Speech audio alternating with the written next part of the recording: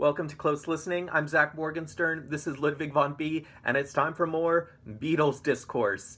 And it seems like I can't stop talking about the Beatles recently, which may be why some of the guys in the video I just watched, might have some choice words for me. But I recently watched two videos by two very different channels. One channel is David Bennett Piano, and the video is called Do the Beatles Know Music Theory? And the one that I'm really going to be talking about, which has this clickbaity title, Beatles Overrated, by the Bad Faith Podcast. So at the core, these two videos would seem quite different. David Bennett, from what I can tell, is a jazz pianist. He has a good grasp of music theory, and he makes videos where he talks about popular songs, be it the Beatles or Taylor Swift, and he tries to deconstruct their music using theoretical terminology. He'll talk about songs using certain unusual scales, songs that manage to work despite using only one chord, etc. So Bad Faith is very different. The videos are much longer. It's a political podcast hosted by Briahna Joy Gray, supposedly also this guy called Virgil Texas, though I never see him on the YouTube videos.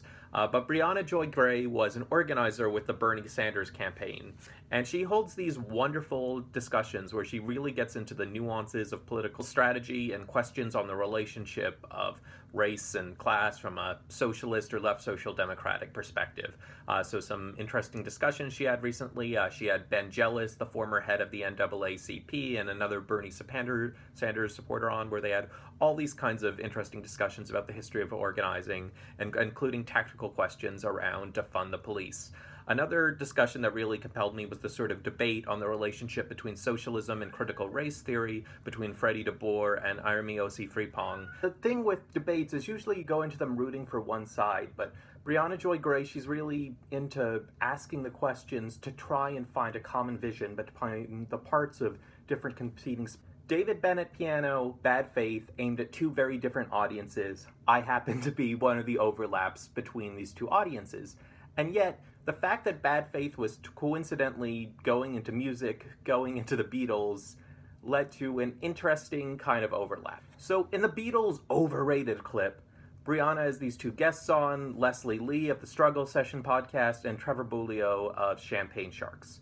And after, opening with their typical subject matters about the mediocrities of American politics, their dislikes for Kamala Harris, Pete Buttigieg, etc., they get into the fact that Leslie Lee recently tweeted, "White people really like the Beatles," and then there was a lot of discourse about that. So on the one hand, whenever, someone gets piled on for a tweet, especially when the pile-on ends up just confirming the message of the tweet, it's not nice, kind of ridiculous. I mean, on the other hand, I understand the flack. I often find oversimplistic, politically conscious sloganeering kind of annoying, and to sort of reduce the appeal of the Beatles to white musical hegemony is going to rub a lot of people the wrong way, because the many of us who like them, we do think there's a reason they are one of the most famous bands of all time, even though there are plenty of other bands who might have various structural disadvantages that might be comparatively interesting. Because I made this video, I sat through and watched all of the Bad Faith episode, and it actually ended up being quite interesting. There was a lot of nuances in the discussion, but just like with the clickbaity title, the episode opens with little clips of Briahna Joy Gray and Leslie Lee and Trevor Bolio of saying things that might be a bit provocative. So one of Trevor Bolio's lines was comparing the Beatles version of Twist and Shout, which was a cover of the Isley Brothers, to a boy band cover. And then immediately after that, the clip they take of Briahna Joy Gray is her talking about cultural appropriation, which can feel like a frustrating historical oversimplification. Because, simply doing a cover song, even though it's much rarer in modern music, I don't think that in itself should be called cultural appropriation. And I understand when people make that argument with an artist like Elvis, because Elvis wasn't a songwriter, so if you're uncomfortable with cover songs and uncomfortable with the fact that Elvis got to be more famous than the black musicians who originally wrote these songs, okay, I understand it, even though I think it's a nuanced point to just say Elvis himself was a cultural appropriator rather than an integrationist artist, when, previously Southern singers wouldn't have dared to show that reverence for black music. But with the Beatles, they had a few covers at the beginning, but so much of what they were doing was songwriting that, pinning them on cultural appropriation can feel like a stretch, even if one does recognize the real moral injustice that, you know, Elvis was so much more famous than Chuck Berry, or the Beatles were so much more famous than the Isley Brothers. Brianna Joy Cray talks about Luther Vandross in particular, and that one did make me think, because, you know, I've heard him sing a duet on a Frank Sinatra album. I know he was involved in David Bowie's Young Americans, but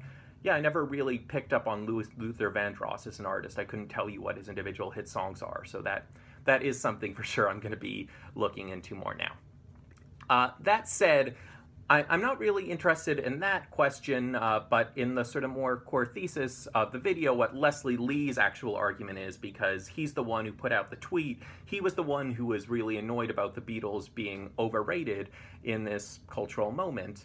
And Leslie Lee basically talks about the fact that the Beatles were not the best musicians in the world. And you can even see in the latest Get Back documentary how much reverence George Harrison, the supposed lead guitarist, shows for a more accomplished lead guitarist like Eric Clapton or the members of Ray Charles's band. Trevor Bulio adds on to this. He points out that for years there'd been discourse about the Beatles being overrated, overhyped. He quotes the Clash song London Calling, where they say, "Phony Beatlemania has bitten the dust." And Leslie Lee sort of mixes this musical critique with an economic critique, saying the only reason why people think of the Beatles as the greatest band of all time is because, you know, Brian Epstein initially, and then since then various record labels have been so into marketing them, to telling you throughout the years that this band from the 60s is the greatest of all time. There's another thing that frustrates me about Leslie Lee. He keeps on calling the Beatles boomer music. He wants people to exclusively listen to the music of their time. And on the one hand, as someone who's writing songs now, I can see that argument to a point, but I'm not a fan of when people equate getting with the times with being progressive. I think, if anything, that's another reactionary structure. It's be one of the cool kids, like the music that's cool now, don't like your grandparents' music. But anyway, the point that really intrigues me is this focus on the musicianship of the Beatles. And this is what brings the Bad Faith video together with David Bennett's video, which is called Did the Beatles Know Music Theory? So what does David Bennett's video talk about? He talks about the fact that the Beatles had little formal musical training, but he talks about this in a positive way because he noticed that the Beatles were constantly striving for new sounds. They understood that they could mix their, you know, bass and various guitars to create innovative chords. He notes that they had a good intrinsic understanding of rhythm and time signatures, even if they didn't have language to describe this. And the reason I'm talking about David's video is that he ends it by talking about how he regularly gets comments on his other theory-based videos dealing with the Beatles, saying, the Beatles don't know music theory. And the implication in these comments is that it's a waste of time for David to make these videos. It's dumb of him to do this. And he offers two responses to that. One, of course, is that music doesn't have to be officially and consciously inspired by music theory in order to be analyzed in a theoretical way. And then he also mentions that the Beatles did have some innate talent, and for people who want to write songs like the Beatles, it might be a useful lesson to hear the theory underlying it, even if the Beatles didn't have that theory as a tool themselves. Finally, he mentions that they had a producer, George Martin, who did know how to write orchestral scores and could help them translate some of their knowledge into theory when they had to make more sophisticated music. So both the Bad Faith video and the David Bennett video discuss the idea that the Beatles were not musical elites. Bad Faith uses this to argue that the Beatles were overrated, while David Bennett focuses on the skills that the Beatles did have to make up for this lack of formal musical training and technical skill. But here's the thing from how I see it. Rock and roll is emancipatory music because you can get inspired one day, learn some chords, and start writing simple but catchy stuff in the vein of punk rock or 50s rock and roll, you know, 3 chords and the truth. So before I was obsessed with music, I was obsessed with baseball. And I'm not a particularly athletic kid, and as I went through the years, it became sad that I was the one in the dugout saying all the baseball trivia, yet because they only cared about talent, they wouldn't let me be on the school baseball team. Because my parents had not, you know, made me practice for hours a day in some training facility, I could never be Derek Jeter. Now, there's a lot of luck that goes into being a famous musician, but that understanding of three chords and the truth, that simple music can still be great music, that's what gives me hope. When I listen to the Beatles, I'm singing along, I'm imagining covering their songs at open mics. It's a sort of shared experience, and I think they're great for giving me that source, for giving me that inspiration. But kind of why I admire them is because they are emulatable. And there's a lot of music that I recognize is very technically skillful. It's maybe not as unachievable as being a professional athlete, but it does, take a ridiculous amount of practice, and the culture around it is very perfectionist. And that's classical music, and to a lesser extent, jazz music. And I can listen to classical and jazz music and think these guys are great musicians, but I find a lot of it boring. For me, a huge part of music is lyrics, lyrics being pushed up by that backing music. So when it's just someone playing very high-speed piano notes for a while, it may be very good, but it doesn't do anything for me. So this explains why David Bennett gets flack for some of his video. The reason some viewers feel the need to yell at him about the Beatles not knowing theory is that they feel his analysis is taking away the accessibility of the Beatles, that he's almost implying, even though he in fact isn't, that the Beatles had all this secret advanced knowledge and that you will never be the Beatles. Now, of course, David Bennett clarifies that's not what he's doing, and someone who's not so insecure will realize that, but I think that that's what makes them appealing.